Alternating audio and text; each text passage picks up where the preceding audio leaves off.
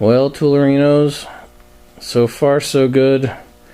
It doesn't look like much yet, but I had to clean up some other things in order to have places to put some of that junk. So it's a work in progress.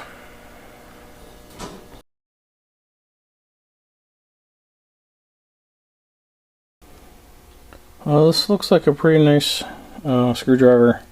It's just kind of filthy. And made by Vaco, chrome vanadium. It just needs a good cleanup. Wonder how well it's going to shine. Let's see if I can do this.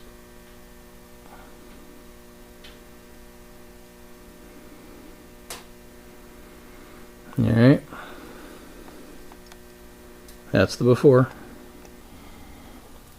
So there you can see it says Vaco, and gotta turn it around to see Slasser and Leaser Incorporated. Let's try to keep it focused and put it up to the light. Well, it's better. I used a polishing wheel, so it's much clearer and more gem-like. But definitely still has a lot of marks and scratches and stuff in it. Not NOS, but a pretty nice looking screwdriver.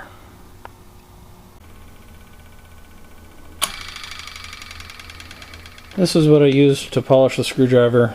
This is my polishing wheel. It's just an old washing machine motor. Maytag with a buffing wheel put on it. I think I ran a die over the shaft. It's been over 20 years, so I can't be sure, but it's clearly threaded on. I'm pretty sure the shaft was not originally threaded, so I think I cut threads on it with a die and then just put some nuts and washers on it to hold the buffing wheel. And this is what I use to polish all the chrome on my car, hiding in there. But you can see some of the chrome. That was polished with that buffing wheel. So, yeah, it's simple, but it works.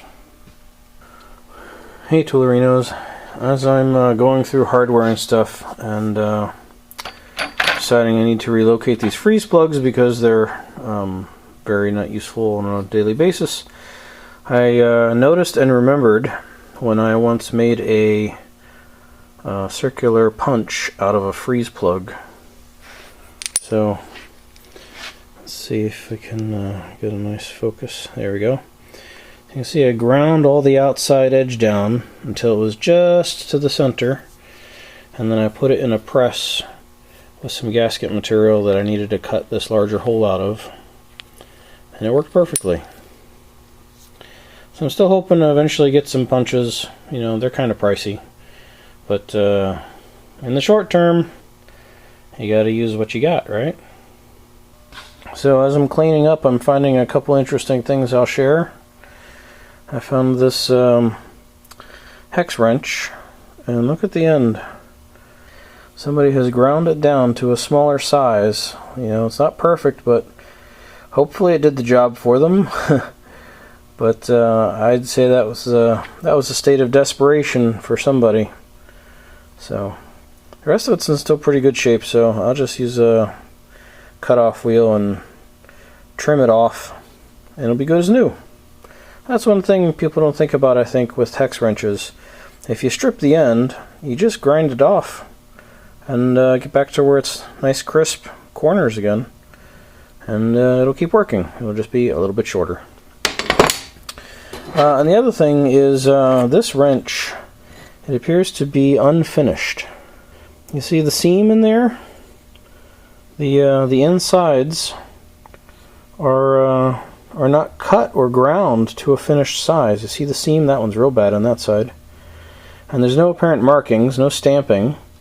So I don't know if that wrench was soft enough that after they cut or grind the actual finished size into the wrench that they would then stamp it with the size.